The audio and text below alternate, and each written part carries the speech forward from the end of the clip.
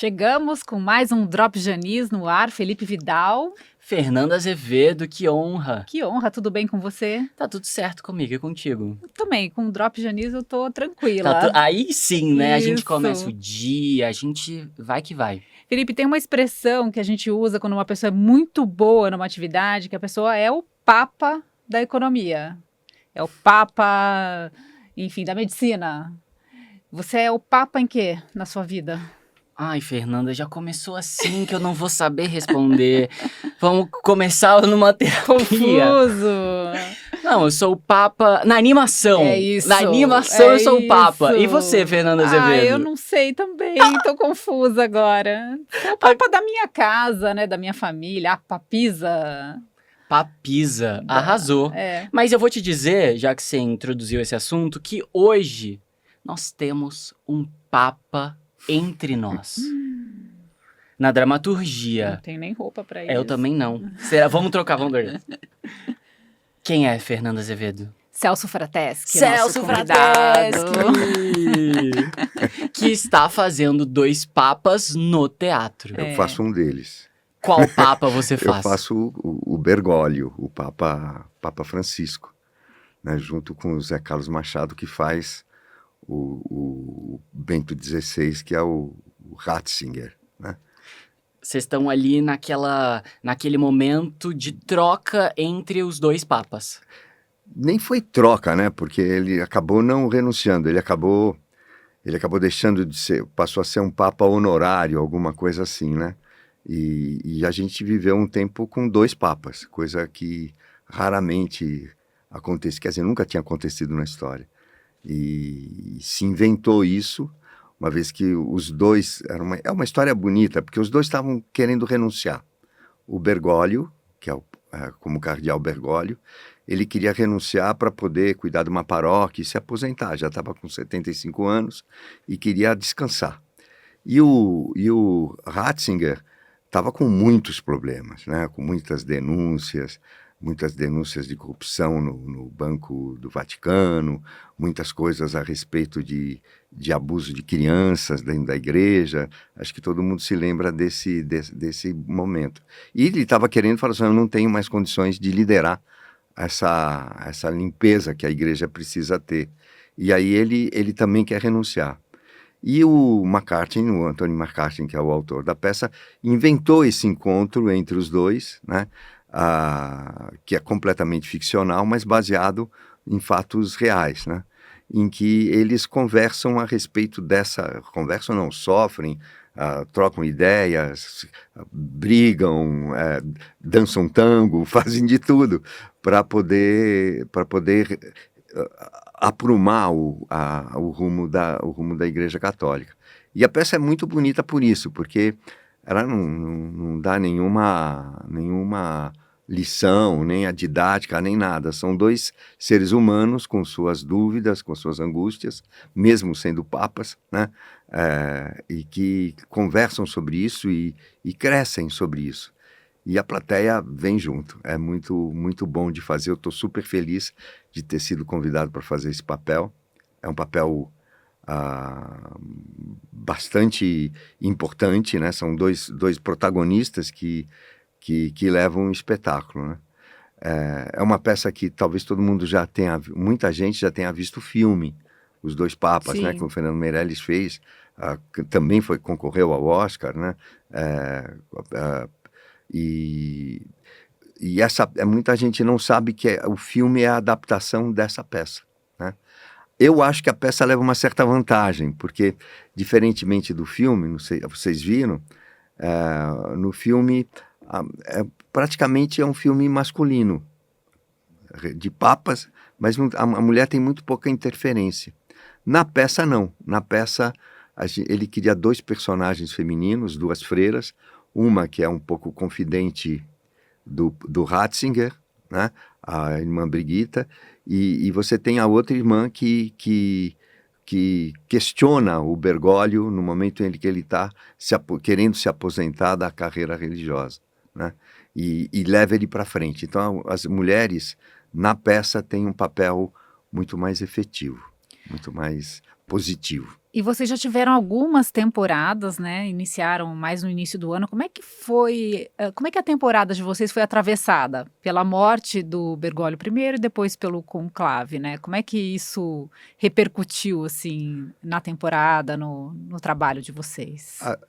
Na verdade, nós ficamos muito tristes, porque todos nós éramos muito simpáticos à figura do Bergoglio, à figura do Papa Francisco. A gente sempre reconhece a importância, apesar de eu também não ser religioso, mas a gente reconhece a importância fundamental que esse Papa teve na condução da Igreja, no sentido de abri-la de novo para a sociedade, no sentido de ser menos rancoroso, ser menos ressentido, né? Porque a Igreja, às vezes, é muito autoritária, muito refratária às mudanças que o mundo desenvolve, né? Acontece.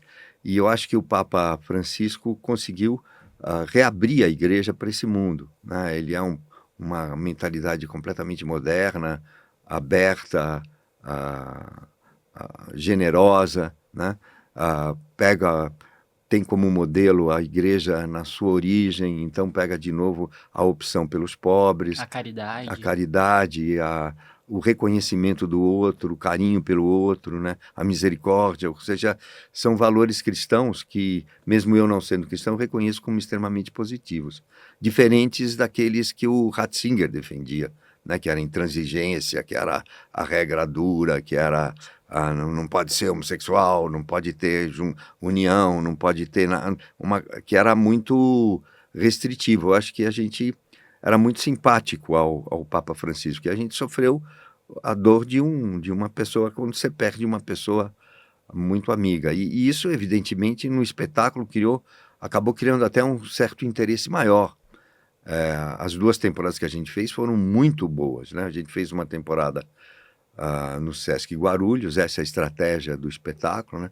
Fizemos uma temporada no Sesc Santo Amaro, durante 5 semanas. Fizemos espetáculo já em Taubaté, ou seja, o espetáculo foi se aprimorando nesse período e agora a gente está estreando no centro da cidade de São Paulo, no Teatro Cultura Artística, né? Um teatro que está reabrindo para teatro. Todo mundo sabe, ele sofreu um incêndio muito violento, foi completamente destruído, reconduzido, foi construído priorizando os concertos, mas eles percebem que o teatro faz parte da alma daquele espaço lá, né? Você já tinha se apresentado no Cultura? Desculpa. Ai, Celso, eu ri, sabe por quê? Eu vou contar, eu vou explanar. A gente tá gravando esse videocast de manhã. Estamos gravando de manhã. Toda vez que a gente grava de manhã, eu sou obrigada a conviver com a minha barriga ronca. A orquestra. Você escuta daí? Não. Que é a barriga de Fernando Azevedo. E aí não teve como, na hora Vou que eu prestar ia... atenção. Na hora que eu ia perguntar, fez um... É que o Cultura Artística agora virou um lugar de música erudita. Erudita. A gente só tá homenageando a cultura É só a trilha artística. sonora. A trilha Exato. sonora, gente. Veio uma trilha de suspense. O que será que eu vou comer no almoço? O que será que vamos saber agora? Mas, Celso, eu ia te perguntar se você já tinha se apresentado no Cultura Artística. Já Porque, algumas né, vezes. é um palco da cidade muito importante. Tê-lo de volta agora também significa muito. Significa. Eu fiz 2 espetáculos que eu me lembro, assim, eu fiz mais. Fiz o Nijinsky, isso vocês não tinham nascido, em 87, 88. Nijinsky com Tinha 12 anos. com uma direção do Naum Alves de Souza, um texto do Naum, com o J.C. Viola fazendo o Nijinsky. Eu fazia o Diaghilev, o empresário e marido do Nijinsky. E depois eu fiz Para Sempre, com Paulo Altran. Foi uma temporada também lindíssima, onde fizemos também muito sucesso. E depois ainda fizemos um sucesso maior ainda, que foi o Evangelho segundo Jesus Cristo, do Saramago. A gente chegou a fazer uma temporada também no Cultura Artística. Ou seja, é um palco que eu conheço relativamente bem. Está muito diferente. As pessoas, inclusive, que vão para lá vão ver um teatro muito bonito, né, mas muito diferente daquele que a gente tinha. Mais reduzido em termos de tamanho lá, acho que tinha mais de 1.100 lugares. Né, hoje tem 700, me parece. Mas é um teatro que eu acho que o espetáculo, particularmente, os Dois Papas, vai funcionar muito bem com o cenário e com a direção do Munir, né? Sabe o que eu tava pensando? Que você disse que o Dois Papas, ele começou em Guarulhos, foi para Santo Amaro, fez caminhos até chegar ao centro. E aí eu fiquei relacionando isso com a sua trajetória, que também vem de uma trajetória de descentralizar a arte, de levar a arte a bairros talvez não tão acessados quanto o centro da cidade. E aí eu queria poder relembrar um pouco dessa sua trajetória, que você começa muito cedo no teatro, né? É uma vocação que vem desde pequeno e também com essa força política pulsante. Eu adoro falar sobre isso. Acho que foi para mim, um momento de aprendizado muito grande.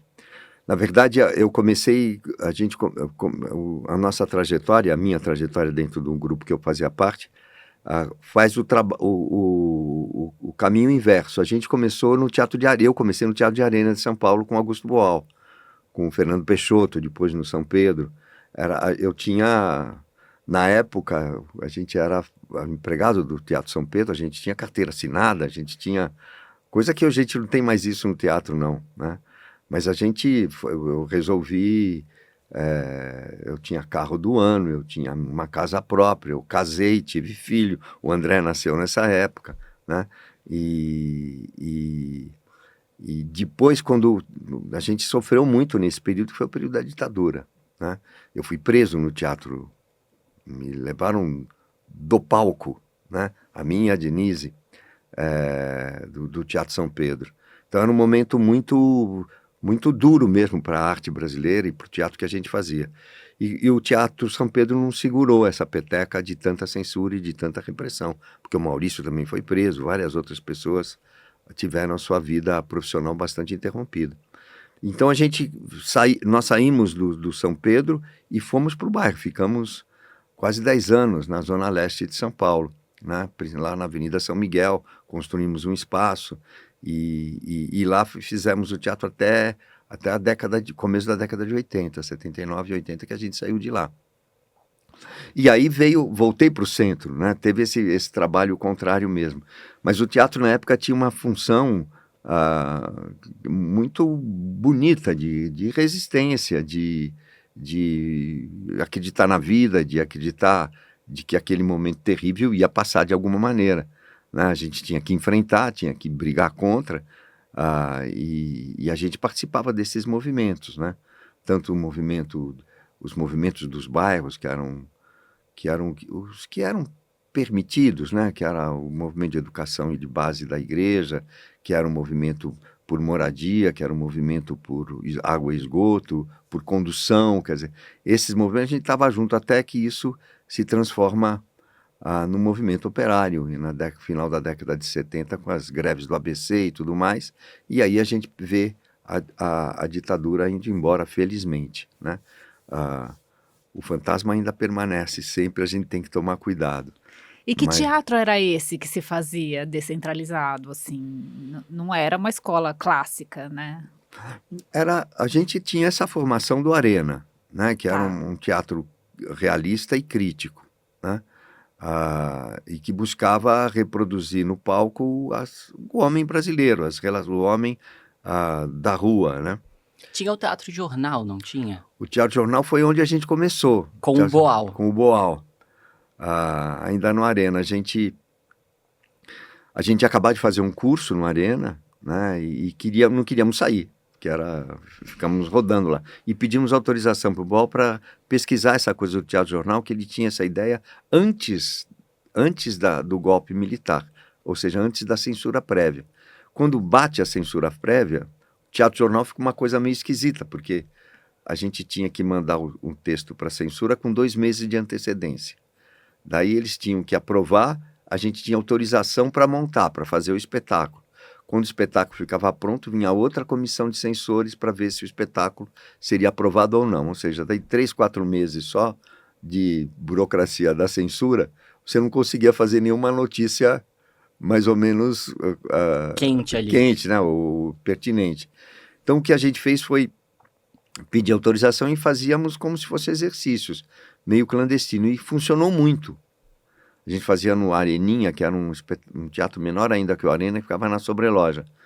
E era muito, muito excitante fazer, porque o público ia com senha, porque era proibido. Então, eram os nossos amigos da universidade e tal, que iam participar. Isso fez muito sucesso, a ponto de chamar a atenção do Boal e do Guarnieri. Primeiro do Guarnieri. O Guarnieri veio, ficou entusiasmado, forçou o Boal aí, o Boal, genial, né, como sempre, formulou o que ele falou de Teatro Jornal Primeira Edição, que era um espetáculo mais que ensinava a fazer teatro do que ou jogar teatro, como ele dizia, do que o teatro propriamente dito. Então, eu me lembro que eu fazia a abertura do espetáculo, ele falava, não, o teatro, no Brasil o futebol é popular porque todo mundo alguma vez já jogou futebol, sabe como as regras e tudo mais. Então, a gente tem que fazer isso com o teatro. Então, vamos transformar o teatro num jogo de salão.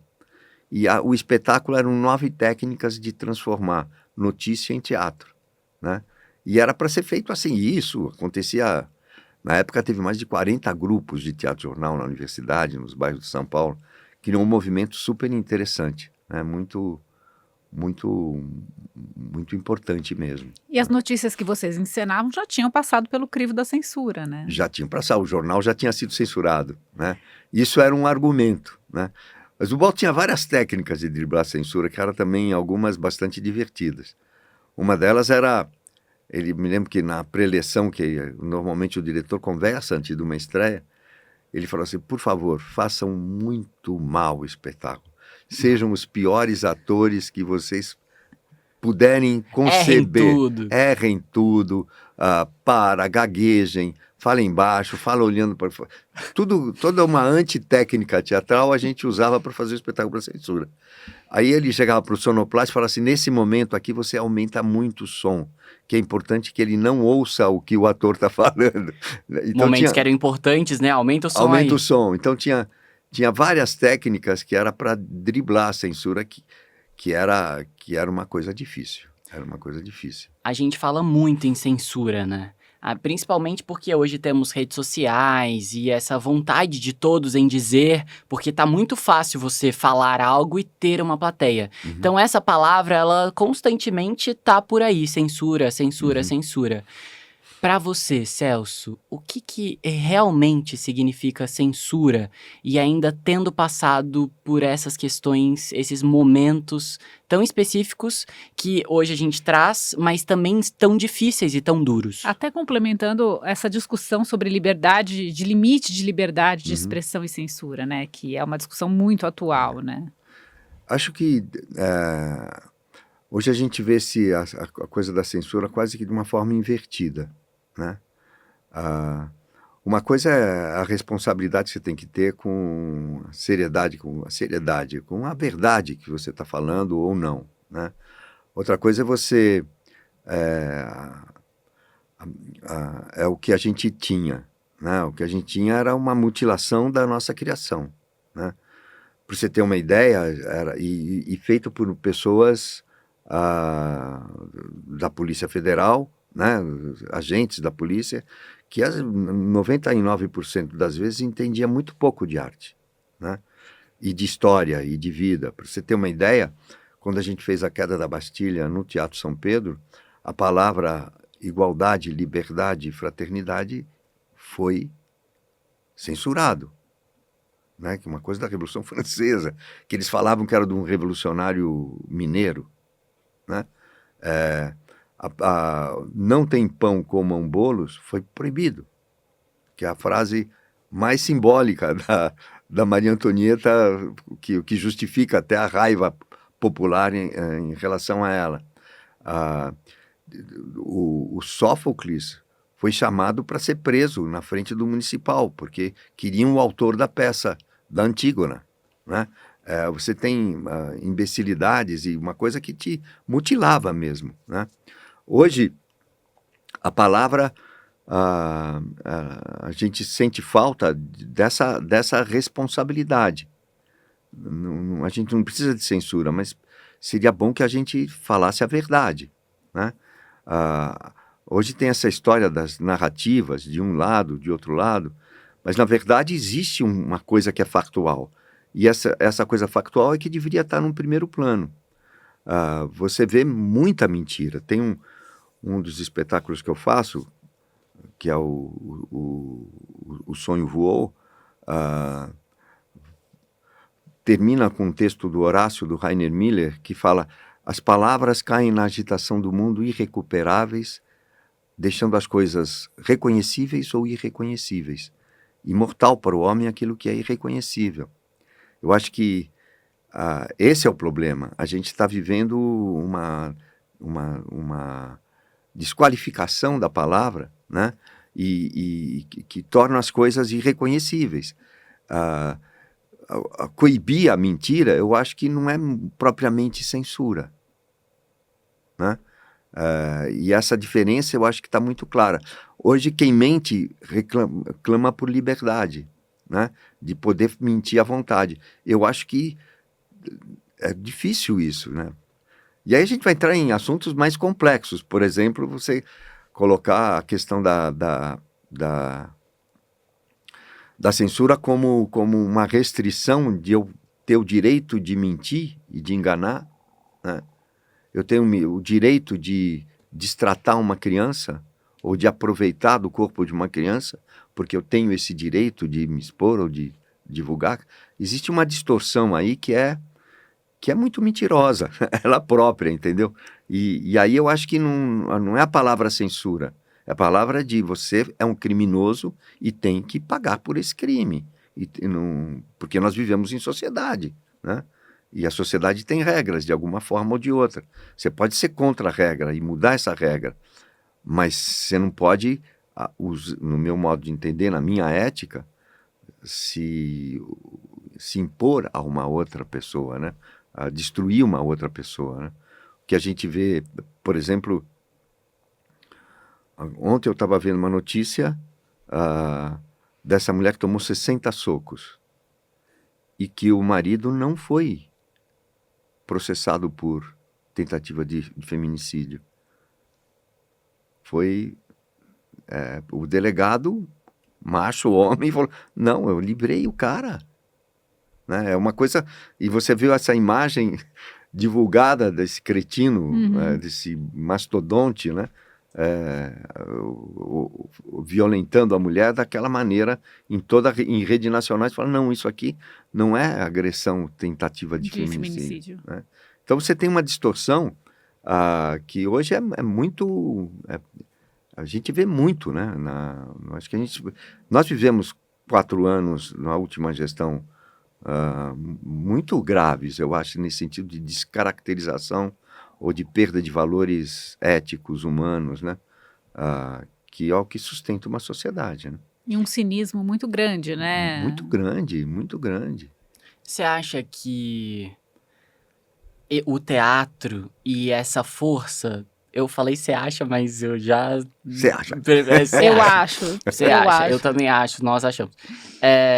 Que o teatro é esse lugar de poder trazer esse debate, se aprofundar nessas questões. Até fiquei pensando, porque o Dois Papas, ele pode trazer também essa ideia de 2 lugares e que conversam e que se entendem. Então, como nas peças de teatro que tem tantas em São Paulo também, todos esses assuntos, se tiver a disponibilidade do público e de assistir e de entender, a gente consegue discutir. Eu não acho que o teatro tem toda essa responsabilidade, mas ele é generoso o suficiente para também fazer isso, né? O teatro é um momento em onde você vai se divertir, onde você vai ter um momento de lazer. E é claro que tem lazeres e lazeres, tem divertimentos e divertimentos. Eu acho que o divertimento que o teatro proporciona, ou deveria proporcionar, é um sentimento um pouco mais nobre, né? Onde a gente está se divertindo com as nossas mazelas humanas. E aí tentando melhorar a nossa vida em sociedade, né? Ele tem essa função desde que surgiu lá na Grécia, né? E vem se transformando, mas nunca perdendo essa função. A outra coisa é quando a gente vê o teatro como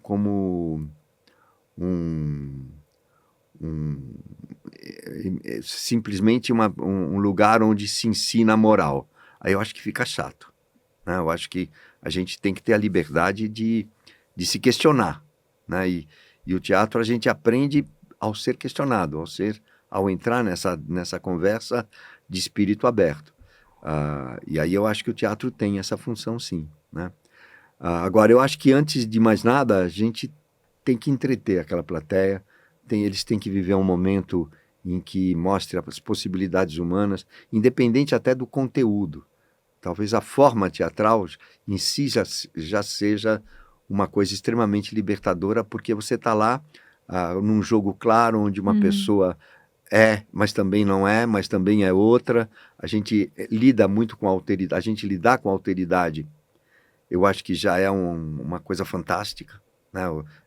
E que vai contra essa ideia capitalista nojenta que é primeiro eu, primeiro eu, primeiro eu, primeiro eu. Não, mas no teatro você vê o outro, necessariamente.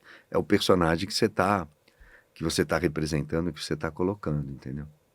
E esse paralelo que o Felipe falou dos dois papas, né?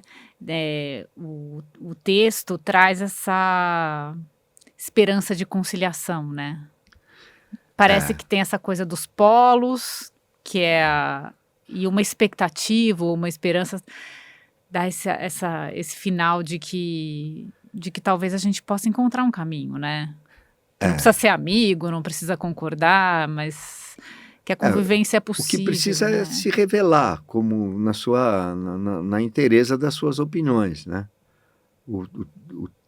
A peça trabalha com dois pensamentos muito diferentes a respeito da igreja, né? Mas duas pessoas que pensam a igreja, aquela instituição, de maneiras diferentes, mas pensam a igreja, né? É diferente de quando você vê, por exemplo, como a gente está vivendo. Quer dizer, você tem um grupo que pensa a sociedade, mas tem outro grupo que como é que eu posso me dar bem nessa sociedade, né? Tá. Quando a ética muda completamente. Os dois pensam na sociedade e em como fazer com que ela se desenvolva, e outro fala como é que eu me desenvolvo nisso, né? Esse individualismo não é o que guia a peça. A peça trabalha duas visões muito diferentes, mas que, de repente, uma pessoa abre mão porque percebe que não tem mais o que contribuir, né? E o outro acha que não tem mais o que contribuir e é levado nessa discussão a perceber como que ele pode se transformar para mudar e para ajudar a mudar a sociedade de uma maneira positiva, né? É bonita a peça, é bonita. Tem textos, tem discussões muito bonitas, tem conversas muito questionadoras de dois seres humanos, né? Antes de mais nada isso. E vocês dois, como atores, foram indicados ao mesmo prêmio. Conta um pouco sobre isso. A gente recebeu com muita alegria, né? O fato de... É difícil, na mesma peça, dois... Porque normalmente você tem um protagonista também na peça. Aqui você tem dois, e os dois fomos indicados para o prêmio da PCA. Claro que a gente ficou super feliz e torcendo para dividir o prêmio em dois.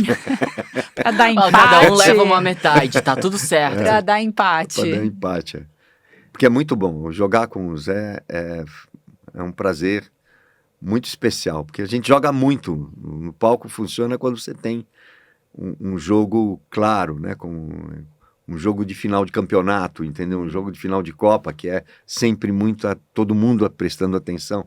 Quando acontece isso, e o Zé ajuda a proporcionar isso, e eu espero colaborar com ele nesse jogo, é muito prazeroso. Vocês já tinham trabalhado juntos? Já, há muito tempo. A gente fez juntos Santa Joana, do Bernard Shaw, com a direção do Posse Neto, que a Esther Góes fazia a Santa Joana, a Joana d'Arc, né? Mas não nos aproximamos como agora, com essa peça agora que a gente voltou a trabalhar. Fizemos também, acho que umas três episódios do Sessão de Terapia juntos. Celso, eu queria te perguntar sobre essas parcerias mesmo, em cena. Porque você já falou aqui de Paulo Autran, que é, né, um dos maiores nomes da nossa arte. O Zé agora fazendo essa parceria. Guarnieri, você já falou também. Então, queria que você lembrasse um pouco dessas pessoas com quem você já esteve fazendo arte e o quão importante é você ter esses artistas junto para que essa troca aconteça e que a arte continue se renovando e a criação continue acontecendo. O teatro tem essa coisa de maravilhosa, né?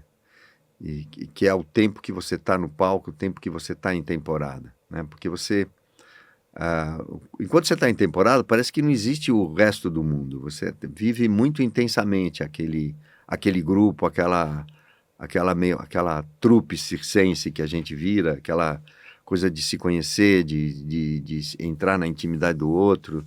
Às vezes você acaba a peça e nunca mais vê a pessoa, né? Às vezes você mantém a amizade, mas o ambiente do teatro proporciona muita intensidade nas relações, né? E eu tive sorte de trabalhar com muita gente, né? Nós vamos ficar falando aqui muito tempo, né? E não vai lembrar de todo mundo. Não vai lembrar de todo mundo, né? Começo com o grande prazer de ter o Boal, de ter o Antônio Pedro, naquele primeiro espetáculo que eu fiz, que foi a gente foi viajar para a França com o Teatro Jornal e a gente fazia parte do Arena Conta Zumbi também. E o Arena Conta Zumbi, para mim, foi um dos primeiros espetáculos que eu assisti. E depois, 4 anos depois, eu estava fazendo o espetáculo, né? E era Antônio Pedro, era Lima Duarte, né? Era Guarnieri, era muita gente boa, muita gente boa. Depois trabalhei no São Pedro com o Fernando Peixoto, né? Que é um grande, maravilhoso diretor, né? Trabalhava com a maravilhosa que era minha mulher, a Denise Del Vecchio, né? Que é a mãe do André, e é um baita prazer trabalhar com ela, né? Durante todo o período do bairro, a gente trabalhava junto no Grupo Núcleo, né? Depois trabalhei com o Raul Cortez fazendo o Rasga Coração, né? Depois fiz o Hamlet com Cacá Carvalho, com Serginho Mamberti, com Esther Góes, com a Maiara, com muita gente, né? Ou seja, posso ficar desfilando aqui nomes de gente muito importante. E o Paulo foi uma pessoa muito especial, né? Eu fiz 2 peças com ele, A Tempestade, que depois eu fiz com o Gabriel Vilela, trabalhando com Chico Carvalho, outro grande ator, né?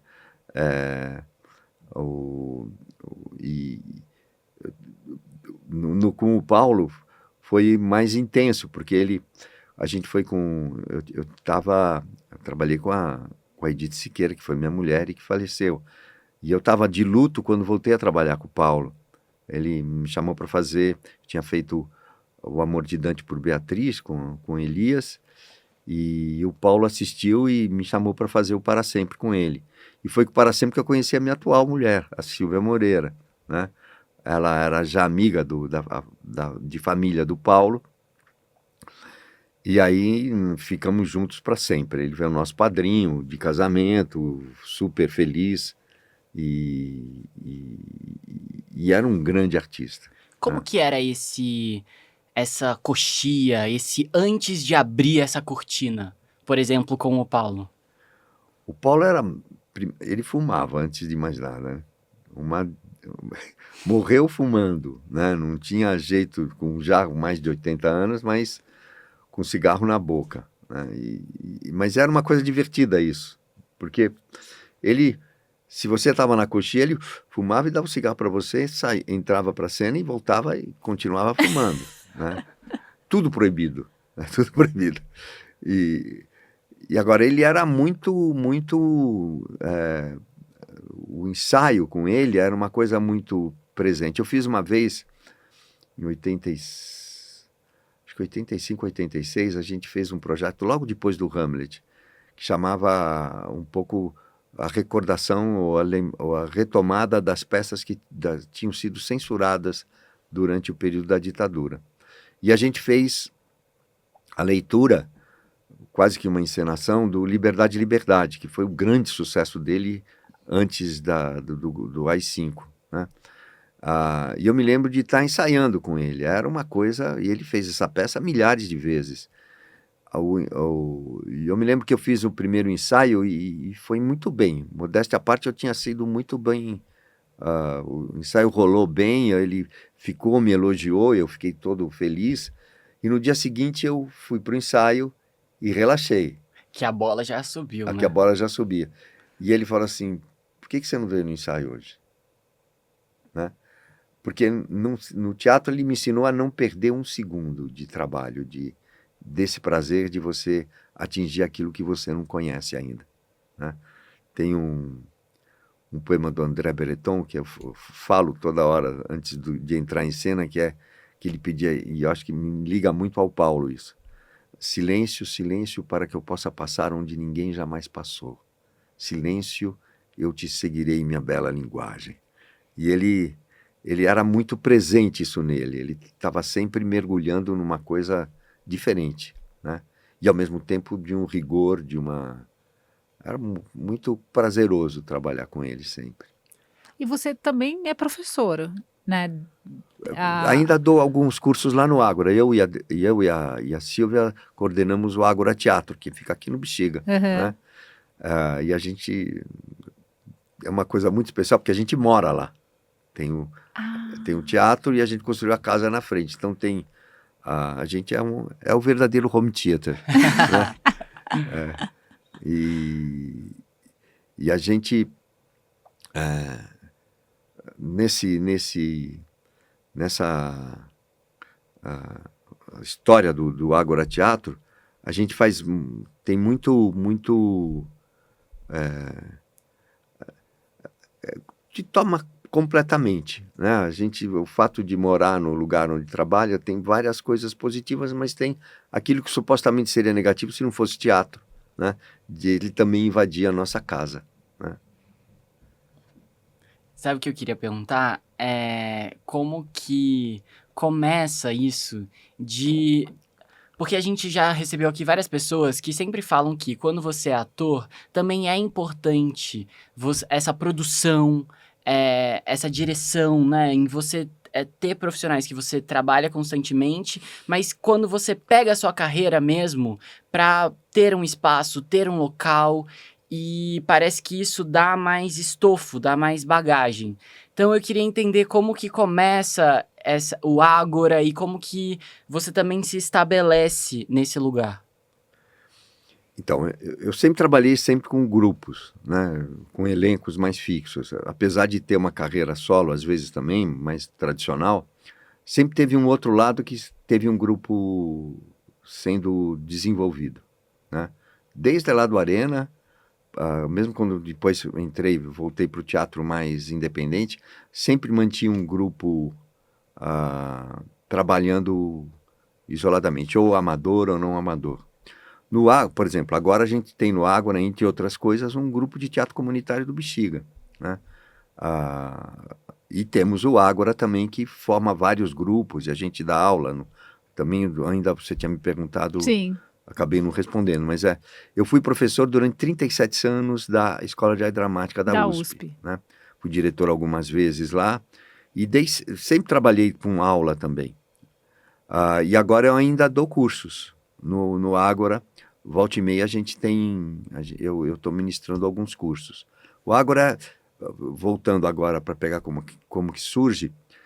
ele não surge só da minha pessoa, ele surge principalmente minha e do Roberto Lage. E aí a Silvia entrou depois.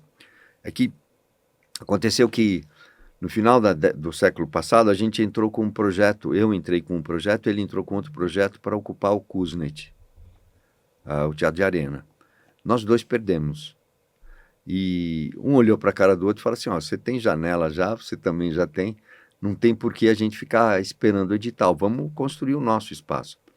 E a gente, depois de muita conversa, criamos algumas propostas e alugamos o Ágora, que estava fechado. Chamava-se, então, Teatro Hall. Tinha sido o Teatro do Bexiga. Um teatro já que existe lá desde 78. Né?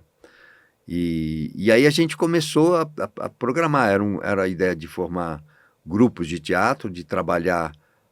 O Lage tinha um núcleo que trabalhava as propostas mais restritas dele, eu tinha um grupo que trabalhava com as minhas, e a gente tinha um trabalho conjunto, onde a gente montou, desde o Diana, que é um texto meu, depois montamos o Ricardo III, que foi também um arraso, montamos o Sonho do Homem Ridículo, que ainda está em cartaz. Quer dizer, o Lage sempre foi um grande parceiro, né?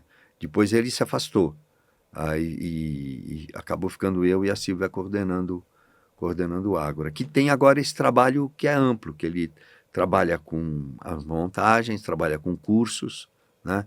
Tem um curso fantástico que o Wellington Andrade dá aos sábados de manhã sobre dramaturgia, literatura dramática, que é um escândalo. A gente já está no 6º módulo, acho que agora, chegando ao teatro da década de 50, 60.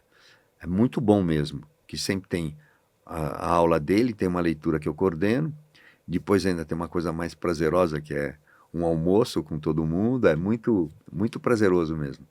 E o Ágora é isso, é esse espaço generoso, carinhoso, que recebe as pessoas. É um espaço lindo, eu não sei se vocês conhecem, mas... Eu já estou aqui anotando para inscrever nos cursos, ir lá, comer o almoço. No curso, vocês vão ver que é um espaço realmente muito gostoso. É um dos espaços mais charmosos que eu acho que tem aqui em São Paulo de teatro. É uma sala para 50 lugares, né? É um espaço restrito. O público parece que está na coxia, está vendo do palco mesmo o espetáculo, né? Tá muito próximo, né? Muito próximo. Tem inclusive um projeto de música erudita, coordenado pelo Alexandre Rosa, que é da USESP, um domingo por mês, e que ele chama Música Inaudita, que é a música de câmara na sua origem, ou seja, uma sala pequena onde quase que você tem que se desviar dos arcos do contrabaixo, do violino e do violoncelo, entendeu? E é muito bonito, tem tido uma constância bastante grande. Então é isso, né? O Ágora é esse espaço múltiplo que trabalha com formação, com a construção do conhecimento. Tem muitos cursos e muitos debates que vão por aí na área de teatro e na sociedade, né? E a gente está bem feliz mesmo com a história, né? Celso, a gente estava conversando antes da gravação começar efetivamente e sobre como as mudanças que ocorreram, né, no teatro, até as temporadas serem muito mais curtas, e ao mesmo tempo ter muito teatro, ter muito espetáculo, muita coisa em cartaz. E essa discussão ficou muito forte na pandemia, né, sobre a falta que a cultura nos fez e sobre a importância dos artistas. Acho que não teríamos sobrevivido. Se não fossem os espetáculos online, os shows, enfim, e sobre toda essa discussão sobre essa relevância, né? Como é que você vê esse mundo pós-pandêmico aí, principalmente no seu meio, né? Que é o meio do teatro e das artes, né? De onde ressurgimos, né? E para onde estamos caminhando? O teatro, ele tem uma coisa que se reinventa a cada época, né? Ele já morreu muitas vezes, né? As pessoas pelo menos proclamaram muito a morte do teatro.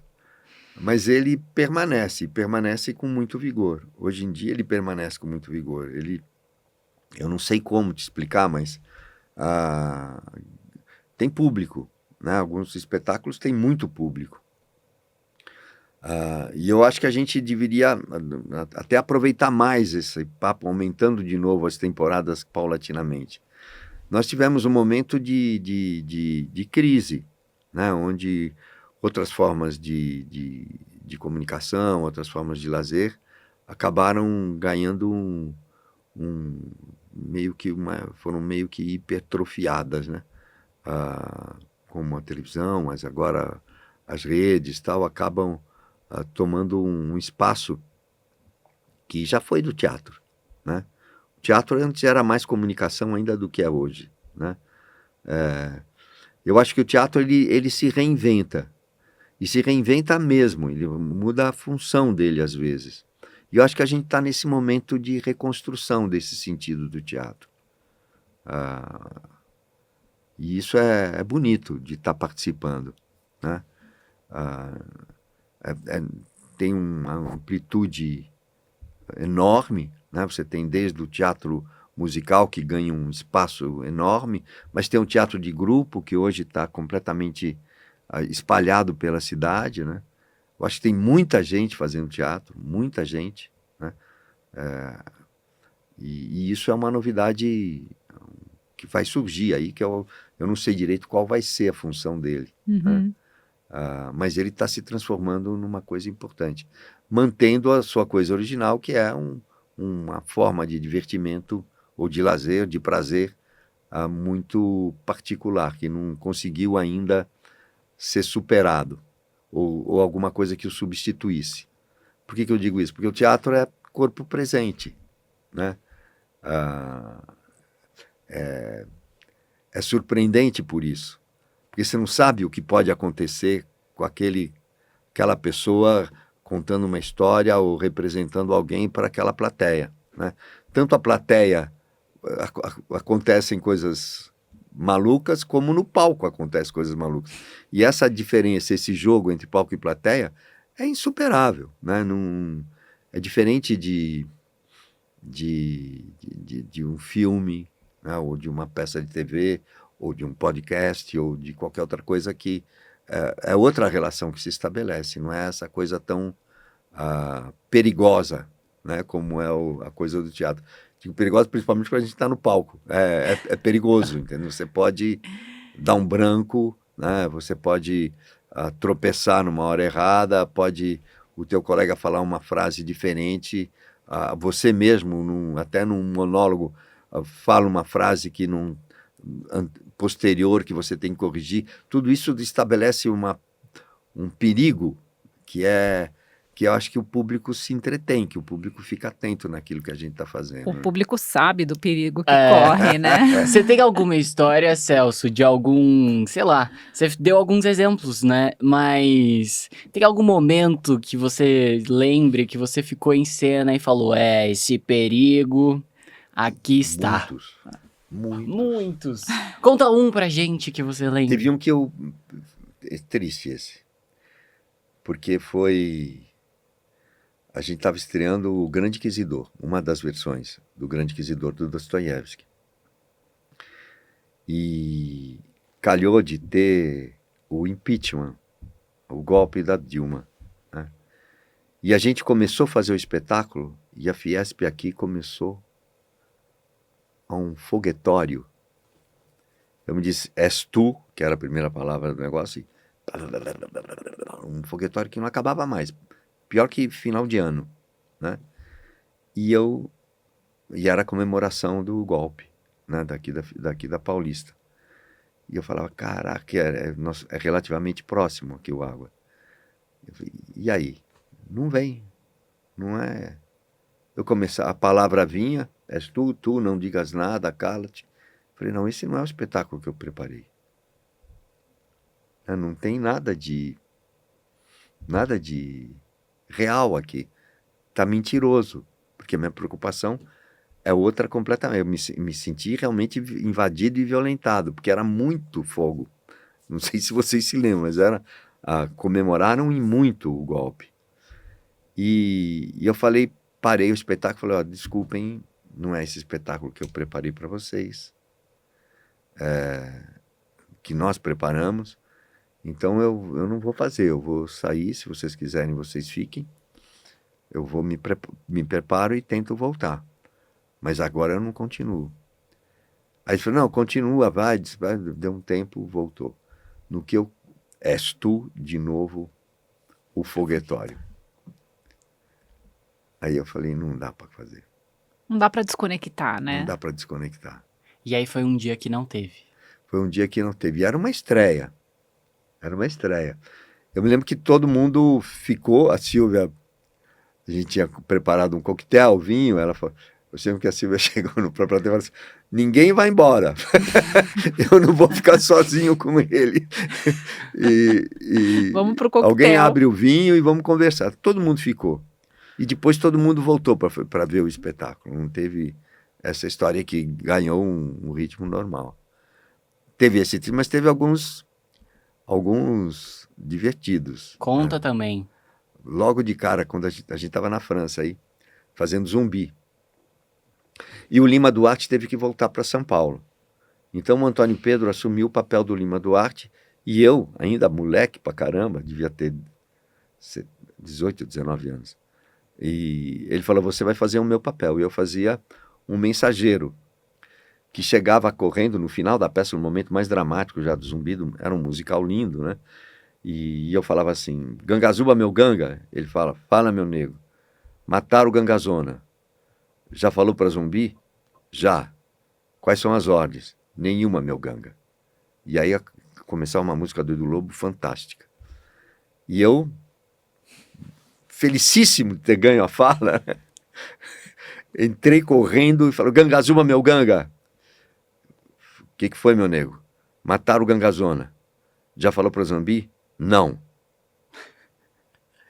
O Antônio Pedro olhou para mim, olhou para lá. Então vai falar, velho, sem vergonha. Que não tinha continuidade a peça, porque eu tinha que falar sim, e não tinha mais ordens, porque era uma recuo. E essa foi minha estreia no Zumbi. Com a minha estreia foi, eu falei o inverso do que eu devia. Eu acabei com a peça. Acabei com a peça. Então vai falar, o então Caco vai falar, que sai. Não. Não. O silêncio. Eu me lembro que ele olhou para um lado, olhou para o outro, olhou para mim. Então vai falar. A sorte que era em francês. Então, a plateia era francesa. Então não deve ter percebido tanto nos seus brasileiros que estavam lá. Né? Leu a legenda e aí seguiu.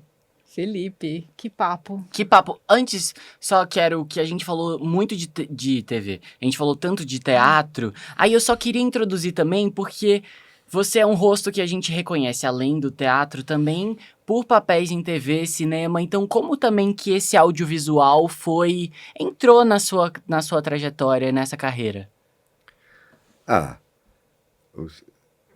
Acho que antes foi cinema, que teve 2 ou 3 inserções. Eu nunca fiz muito cinema, eu gostaria de ter feito mais, de verdade. Na TV, teve muito namoro. A Denise, que era... a gente estava junto fazendo o teatro lá na década de 70 e queriam que a gente fosse para Tupi na época. A Denise foi e eu não. Eu era contra a TV. Era mais raivoso nessa história. Eu não fazia TV. Mas a Denise foi. Depois me chamaram uma vez no SBT. Eu fui, depois não gostei nada, mas fui. E depois me chamaram algumas vezes para Globo, para papéis e para histórias mais interessantes, que eu gostei muito de fazer. Né? Gostei de fazer Maria Moura, Muralha, Um Só Coração. São trabalhos que eu gosto muito. E também que foi uma novela grande que chama O Beijo do Vampiro. Também eu gostei muito de fazer. Mas não é... Eu sempre priorizei muito o teatro. Né? E a Globo é dura na queda nisso aí. Tanto a Globo como qualquer outra, né? Se você está fazendo alguma coisa de teatro, você não é contratado. Né? Eles querem exclusividade, coisa que antes não tinha, né? Principalmente na época da Tupi, eles estimulavam até o teatro, porque era uma escola também, né? Mas na Globo não, na Globo ou faz televisão ou não. O Fagundes acho que tinha algum privilégio nesse sentido. Ele tem, que ele não trabalha acho que de quinta do fim de semana. Sexta, domingo, ele consegue manter isso aí. Mas a gente não, então eu falava, não dá, perdi muita coisa. Mas não é o veículo que eu mais gosto, não. Eu acho muito solitário a TV. Por ter a câmera e não ter o público? Não, porque primeiro o texto, você não tem trabalho conjunto, né? Você tem uma coxia que fica esperando a tua hora de gravar. Mas o trabalho que você tem no teatro, coletivo, de sentar, de conversar, de ter de estabelecer uma unidade do que nós estamos falando, de como nós estamos falando, tudo isso na TV, você tem, hoje em dia, você tem até um pouco melhor, você tem umas semanas de preparo. Mas depois, Você pega aquele texto, decora. Normalmente o texto que vem para você não tem mais ordenamento, né? É aquela cena isolada, com palavras muito semelhantes de uma cena da outra. É muito raro você ter uma dramaturgia que acrescente algum pensamento, é mais texto, diálogo, mais diálogos, né? De oi, tudo bem e tal, quer um cafezinho, tá? E aí impossível de você ficar com aquilo memorizado. Por exemplo, se você quiser, agora a gente começa a fazer o Sonho do Dostoiévski, que eu falo inteiro, ou Horácio do Rainer Miller, tá tudo na minha cabeça. O texto de TV, normalmente, no que ele falou, valeu, você esquece. Foi. Vai embora, entendeu? Né? Então, e o trabalho sempre é muito particular, sempre muito individual. Na hora o diretor chega e marca a câmera, né? E você faz. Se for muito ruim, ele fala, não, faz de novo, qualquer coisa assim, não. O Verdades Secretas, que você fez no 2. Fez o 2, Que é do Valcir.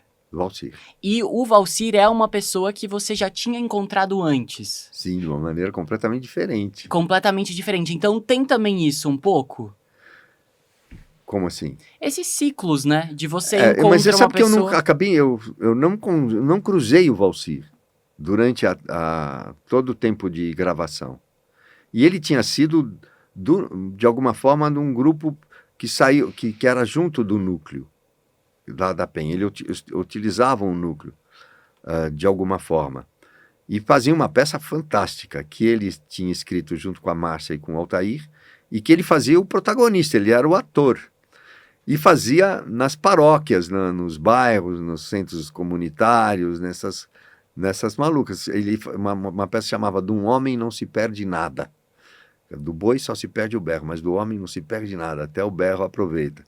E era muito interessante a peça. E era fantástica, que surgiu um pouco de grupos que o núcleo formou, dando cursos lá na Zona Leste. E ele era muito amigo da Márcia, mãe da Ludmila, minha filha também. Que eu fiquei casado um tempo. E eles tinham um trabalho muito interessante lá também. E a gente cruzava muito, porque era o mesmo espaço que a gente usava. Muito legal, Muito essas bom. tantas histórias, Celso. E assim, a gente precisa terminar, mas eu fico pensando, né, de quantas mais e mais e mais aventuras e dessa trajetória que é tão bonita. Te agradecer por ter vindo conversar com a gente. Vamos dar o serviço Dois Papas mais Por uma favor. vez, então. E será que eu consigo dar aqui? Vamos lá. Vamos lá. Nós entramos em cartaz no dia 22 agora, no Teatro Cultura Artística, aqui na Nestor Pestana. Aquele teatro maravilhoso, com aquele painel fantástico do Di Cavalcanti na frente. Quem não conhece tem que conhecer, e a maior parte ainda não conhece, porque pegou fogo e está inaugurando agora. E a primeira peça de teatro que vai ser feita nesse teatro novo. A direção é do Munir Canaã, um excelente garoto, maravilhoso, muito bom diretor, super feliz de estar trabalhando com ele. A Carol Godoy, né? Eliana Gutmann, Zé Carlos Machado e eu, que dividimos o elenco, né? É um espetáculo que vai ficar em cartaz sexta, sábados e domingos, do dia 22 ao dia 13 de setembro. Olha, até que eu lembrei, não fui tão ruim assim. Não, foi ótimo. Né? E qual vai ser a carreira pós-São Paulo?